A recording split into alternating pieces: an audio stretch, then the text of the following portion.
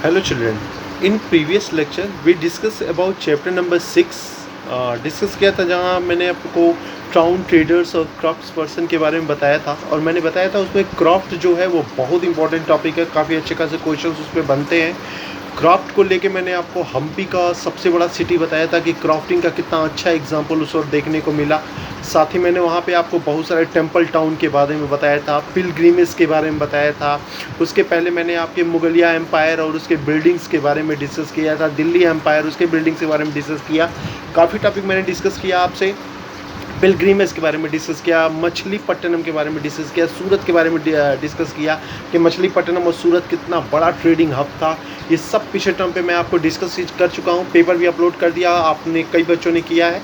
अभी कुछ का आंसर मेरे पास नहीं आ रहा है, एक बार मैं फिर बता दूँ। अगर पर डे आपका कोई होमवर्क मेरे पास नहीं आया तो मैं आपका अब्सेंट लगा दिया करूँगा, और आपका अब्सेंट अगर लगता है तो बड़ी प्रॉब्लम होगी आपको एनुअल एग्ज़ाम में। इसीलिए पर डे सभी लोग होमवर्क अपना करेंगे। किसी को फीवर है, कोई गांव चला गया या किसी प्रकार का कोई प्रॉब्लम हो रहा है तो कम से कम एक क्वेश्चन तो वो जरूर करके, एक सब्जेक्ट का क्वेश्चन वो जरूर करके भेजे, तो मैं उसका प्रेजेंट लगा दूंगा, कोई प्रॉब्लम नहीं है। लेकिन आप एब्सेंट होंगे तो एनुअल्स में बड़ी प्रॉब्लम हो जाएगी आपको। क्लियर? तो आपका चैप्टर नंबर 6 कंप्लीट हो चुका है हिस्ट्री का। आज एंट्री करता हूँ आपके चैप्टर नंबर 7 में, यानी न्यू चैप्टर स्टार्ट करता हूँ। The name of the chapter is tribes, nomads and settled community. बड़े बड़े नाम। ट्राइब्स आपका, नोमैड्स कौन थे, सेटल्ड कम्युनिटी क्या है, कुछ समझ में नहीं आया। ट्राइब्स हैं जनजातियाँ, कुछ ऐसे लोग। इंडिया में आज भी कई ऐसे कम्युनिटी हैं, कई ऐसे सोसाइटी है जो आज भी हंटिंग गैदरिंग पे डिपेंड है, उन्हीं से अपनी लाइफ चला रही है। उनका अलग ही प्रकार का सिस्टम है, अलग ही प्रकार का फेस्टिवल है, अलग ही प्रकार का उनका रहना सहना, अलग ही प्रकार से उनकी लाइफ है। कुछ आज भी हैं वैसे, तो वही है ट्राइब्स आपके। नेक्स्ट जो वर्ड है नोमैड्स। नोमैड्स होता है खाना बदोश। खाना बदोश किसको कहते हैं? घुमंतु किस्म के इंसानों को। ऐसे इंसान जो एक जगह पे स्टेबल नहीं है, बल्कि आज यहाँ पे हैं, फल फ्रूट खाया, ख़त्म हो गया फल फ्रूट, जंगल ख़त्म हो गया तो यहाँ से कहीं और चले गए, वहाँ उन्होंने एग्रीकल्चर किया, खाया पिया, फिर वहाँ से कहीं और। नोमैड्स मतलब घुमंतु किस्म के इंसान है, कहीं सेटल्ड लाइफ या स्टेबल लाइफ ये नहीं जिए हैं, वो कहलाते हैं नोमैड्स, जिन्हें आप कहते हैं खाना बदोश जनजातियाँ, खाना बदोश ट्राइबल्स। क्लियर? तीसरा जो टॉपिक है वो चैप्टर का टॉपिक है सेटल्ड कम्युनिटी, यानी एक ही जगह पे रहने वाली जनजातियाँ। क्लियर? तो यहाँ ट्राइब्स भी 3 प्रकार के होते हैं, एक अलग प्रकार के ट्राइबल्स होते हैं, एक उसी में नोमैड्स होता है, एक सेटल्ड कम्युनिटी होता है। क्लियर? आज डिस्कस करेंगे इनके बारे में। अभी आपने पढ़ा था मुगलिया एम्पायर, दिल्ली सल्तनत, बहुत सारे एम्परर के बारे में पढ़ा, उनका डेवलपमेंट पढ़ा, सोसाइटी कैसी थी वो पढ़ा। आपने अभी तक ट्राइबल्स, नोमैड्स वगैरह इन सब के बारे में नहीं पढ़ा होगा। ये हिस्ट्री में एक नया, समझिए, नया वर्ड यूज़ किया गया है, एक नए प्रकार का टर्मोलॉजी दिया गया है जिसको आप समझना चाहिए, क्योंकि कहीं ना कहीं ये इंडिया के बहुत ही इम्पॉर्टेंट सोसाइटी है जिनको अब तक हिस्ट्री में इग्नोर किया जाता था। हिस्ट्री ने उनको इंक्लूड किया और आपको समझाया कि ट्राइब्स क्या होते हैं, नोमैड्स क्या होते हैं, इनके बारे में। क्लियर? जैसा आपको पता है कि आज भी इंडिया में कई सारे ट्राइबल्स हैं, आज भी जंगलों में, झारखंड चले जाइए, बिहार यूपी के ही किनारे एरिया में चले जाइए, नॉर्थ ईस्टर्न में चले जाइए, वहाँ नागालैंड वागालैंड में तमाम ट्राइबल्स हैं। इनका क्या है, ये अपनी ही लाइफ में जीते हैं, यानी 1000 ईयर्स पहले जो इनकी लाइफ थी ना, वो लाइफ आज भी वो उसी लाइफ में जीते हैं, ना मॉडर्नाइज हुए हैं ना कुछ हुए हैं, ये वही लाइफ जीते हैं जो जीते चले आ रहे हैं, इनको वो लाइफ बड़ी पसंद भी है। क्लियर? अभी आपने हाल ही में सुना होगा अंडमान निकोबार में एक ट्राइबल्स ग्रुप रहता था, उनका फ़ोटो लेने के लिए एक ऑस्ट्रेलियन पत्रकार था, एक वो चला गया था उनका फ़ोटो खींचने। फोटोग्राफर था, ऑस्ट्रेलिया का नागरिक था, यहाँ आया और किसी तरह वो अंडमान निकोबार द्वीप पे चला गया किसी नाविक के हेल्प से, और वहाँ जाके वो फ़ोटो खींचने जा रहा था उनका। अभी वो फ़ोटो, मतलब वो जैसे उनके सामने गया, उन्होंने देखा इस इंसान को कि अजीब तरीके का ड्रेस पहना है, ये क्या पैंट शर्ट पहना है, कोट पहना है, ये क्या कैमरा लिया है, पता नहीं क्या क्या इंस्ट्रूमेंट है, तो उन्होंने अपने भाले से उस इंसान को मार दिया। क्लियर। हालांकि बहुत बड़ा विवाद हुआ था, ऑस्ट्रेलिया सरकार ने बोला था इंडिया आप लोग कैसे हो, मेरे नागरिक को बता, सिटीजन को आप बचा नहीं पाए। इंडिया ने कहा मैं क्या करूं सर, उनका एरिया कवर है, उनका रिजर्व एरिया है, फालतू उसमें जाना ही नहीं चाहिए था। वहाँ नोटिस लगा हुआ है भाई कि 500 मीटर के रेंज तक कोई इंसान ना जा पाए, ना जाए, क्योंकि अंदर ट्राइबल्स रहते हैं और उनकी लाइफ ही अलग है, वो दूसरे प्रकार से रहते हैं, वहाँ जाना ही नहीं चाहिए था। तो गलती तो उनकी है जो वहाँ पे पैसा देकर वहाँ से चले गए। हाँ, मैं उस नाविक को जरूर पनिश करूँगा जो वहाँ उसे ले गया। क्लियर। तो इनकी अलग ही लाइफ है, ये ना मॉडर्नाइज हुए हैं, ना ये पैंट शर्ट कोट फोट ये कुछ नहीं जानते, ये आज भी वही पुरातन जिंदगी है। हंटिंग करते हैं और प्लांटेशन करते हैं, उसी से अपना जीवन यापन कर रहे हैं, वहीं अपना नाच गाना सब करते रहते हैं। आपके बुक में देखिए स्टार्टिंग जो पहला पिक्चर बना है उसमें देखिए उनकी लाइफ दिखाई गई है कैसे है, कुछ कैसे बातचीत करते हैं, कैसे डांस करते हैं, खुश होते हैं, कैसे रोते हैं, सब अलग अलग सेक्शन में दिखाया गया है वो संताल टू सरता में। ठीक है। तो इनकी अलग ही लाइफ है, इनके लाइफ में इंटरफेयर नहीं किया जाना चाहिए था। आज डिस्कस करेंगे इनके लाइफ के बारे में, इनके रहन सहन के बारे में, इनके भोजन के बारे में, और ब्रिटिश कॉलोनी ने इन पे क्या इफेक्ट डाला है वो पढ़ाएंगे। मैं आगे बताऊंगा कि किस तरह इनके लाइफ इफेक्ट हुए हैं, और इसीलिए इन ट्राइबल्स ने भी कई सारे रेवोल्यूशन किए हैं ब्रिटिश गवर्नमेंट के खिलाफ। ये डिस्कस किया जाएगा कभी आगे। तो आइए स्टार्ट करते हैं ट्राइबल्स के बारे में। सबसे पहला आपका जो हेडिंग है वो है ट्राइब्स, यानी जनजातियों के बारे में सबसे पहला डिस्कस किया गया है।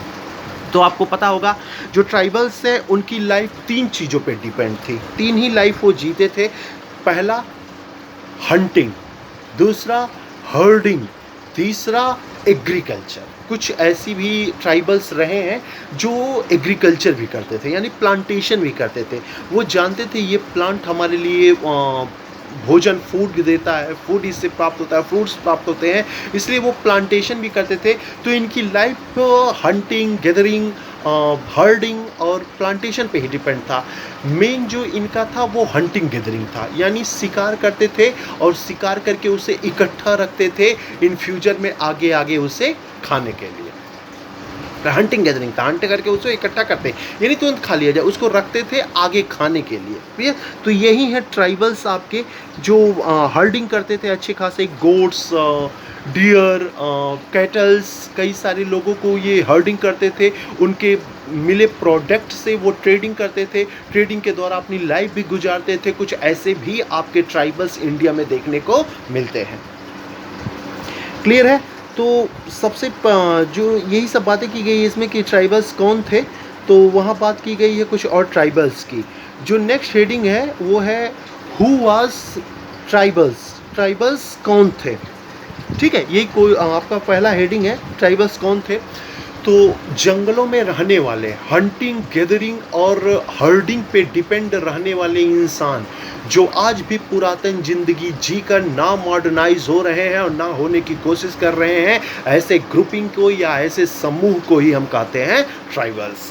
इनकी लाइफ जो पहले थी वही लाइफ आज भी चल रही है, वही रीति रिवाज, वही इंसानी देवता, वही पत्थर का पूजा, वो सब आज भी लेके वो ट्राइबल्स करते हैं। इस तरह की लाइफ जीने वाले इन पीपल्स के ग्रुप को हम कहते हैं ट्राइबल्स। यहाँ तमाम बातें की गई हैं आपके, इनके अपने अलग अलग प्रकार की अपने रीति रिवाज होते थे, अपने फेस्टिवल्स होते थे, अपने नाच गाने होते थे, सब अलग अलग प्रकार से हैं। यहाँ कुछ डिस्कस किया गया है कुछ ट्राइबल्स के बारे में। बात की गई है उत्तर पश्चिम में बलोच नामक ट्राइबल्स की, बहुत इंपॉर्टेंट, बहुत नाम है, आपने सुना भी होगा, आज भी हैं उत्तर पश्चिम में ये बलोच ट्राइबल्स बड़े नामी हैं। नाम इसलिए है क्योंकि ये एग्रीकल्चर के साथ साथ ट्रेडिंग पे भी बड़ा फोकस करते थे। क्लियर। तो नाम याद रखिएगा ये बलोच। हाँ, 2 जातियों के नाम, 2 ट्राइबल्स के नाम तो आप जरूर याद रखिए, दोनों पंजाब में है। एक है खोखर और दूसरे है गख्खर। ठीक। खोखर मैं इसलिए कह रहा हूँ इम्पॉर्टेंट है क्योंकि पंजाब में ये जनजातियाँ इतनी पावरफुल थी, इतनी ताकतवर थी जिसकी कोई सीमा नहीं है। क्लियर। आपको याद होगा मैंने दिल्ली सल्तनत डिस्कस किया था, तो मैं वहाँ आपको मोहम्मद गोरी के बारे में डिस्कस कर रहा था कि उसने एक लड़ाई लड़ा है सेंट्रल एशिया में, बैटल ऑफ अंदखुद, याद होगा। उसमें वो हार गया मोहम्मद गोरी, और इसके हारने की वजह से पंजाब में खोखर ट्राइबल्स ने उत्सव मनाना शुरू कर दिया था। क्लियर। तो जब गोरी को ये पता चला था तो उसने पंजाब से खोखरों को ख़त्म करना शुरू कर दिया था। अब सोचिए उस समय कितने खोखर पावरफुल रहे होंगे कि दिल्ली सल्तनत के सबसे बड़े शासक को ही ललकार दिया उन्होंने। हालांकि बाद में यही खोखरों ने मिलकर मोहम्मद गोरी को मारा। अब सोचिए उस समय ये ट्राइबल्स कितने स्ट्रांग और कितने पावरफुल रहे होंगे। क्लियर? तो कुछ ऐसे भी ट्राइबल्स थे जिन निश्चित तौर पे बड़े पावरफुल पोजीशन रखते थे सोसाइटी में। क्या हुआ अगर वो जंगलों में ही क्यों ना रहते हो, लेकिन पावरफुल बहुत थे। आसपास का कोई किंग इन ट्राइबल्स को कभी भी वार या किसी भी रेवोल्यूशन के लिए वो नहीं करता था, क्योंकि वो जानता था ये ट्राइबल्स अगर जिद पे आ गए तो उस राज्य के पूरे शासन को ही खत्म कर देंगे, जिसमें ये दोनों तो सबसे खतरनाक है। अब सोचिए दूसरा है गख्खर। इसका एक नेता था कमाल खान गख्खर। सोचो इतना पावरफुल था कि अकबर ने उसे अपना मनसबदार बनाया था। अब सोचिए ट्राइबल्स का क्या पावर रहा होगा कि मुगलों का इतना बड़ा एम्परर उसे अपना मनसबदार बनाया।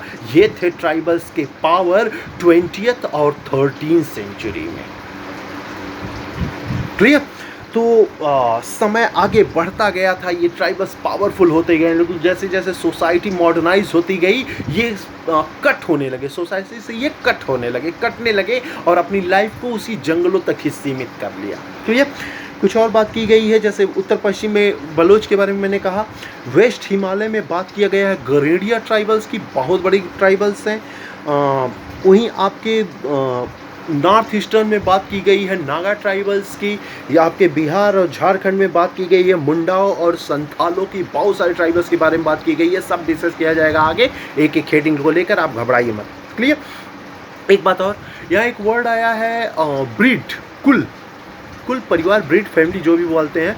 कुल क्या होता है? मतलब एक ही ब्लड से सारे आने वाली पीढ़ियाँ, मतलब दादाजी, ग्रैंडफादर, फादर, सन, मतलब एक ही ब्लड से आने वाली जो पीढ़ियाँ होती है इन्हें हम कुल कहते हैं। तो जितने भी आप ट्राइबल्स पाएंगे ना इंडिया में, जितने भी ट्राइबल्स, उनका जो फैमिली बैकग्राउंड है या फैमिली जो है वो कुल में थे, मतलब कुलीन थे, कुल वर्ग में रहते थे। यानी जो एक ही ब्लड से जितने भी आगे सन हुए हैं उन सब का एक समूह बनता था और वो समूह कहलाता था मुंडा ट्राइबल्स।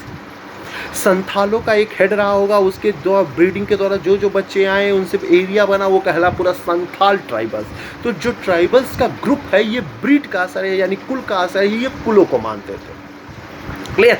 कुछ और ट्राइबल्स के बारे में बात की गई है। यहाँ सबसे इम्पोर्टेंट एक बात की गई है बिहार और झारखंड में, और वो है चेरास। चेराज एम्पायर आपने पढ़ा होगा, एक चेरा एम्पायर, मतलब एम्पायर नहीं पढ़ा होगा, एक शासन पढ़ा होगा, राजा था चेराज का, एक राजा रहा है, एडमिनिस्ट्रेशन रहा है। तो चेर जो है ना, चेराज जो एम्पायर आपने पढ़ा है, ये चेराज एम्पायर खुद ट्राइबल्स थे।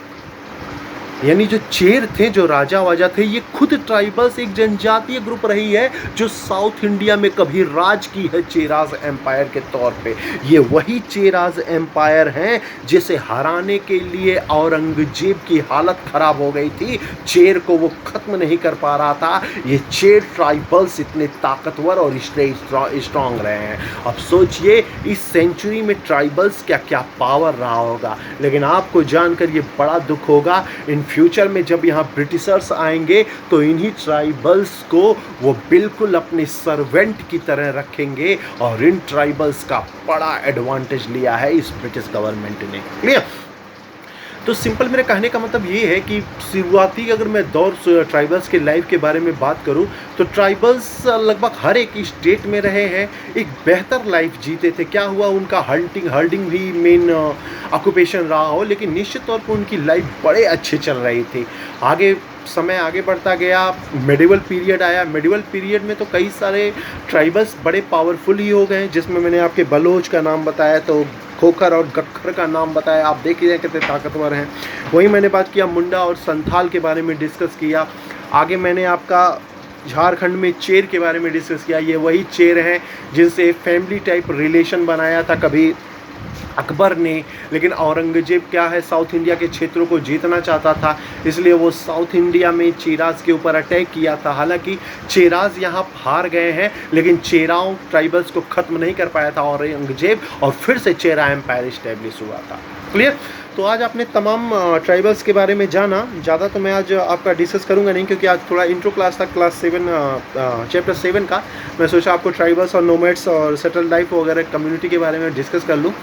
जो नेक्स्ट वीडियो है उसमें मैं डिस्कस करूँगा नोमैड्स के बारे में और सेटल्ड कम्युनिटी के बारे में, 2 और टॉपिक डिस्कस करूँगा।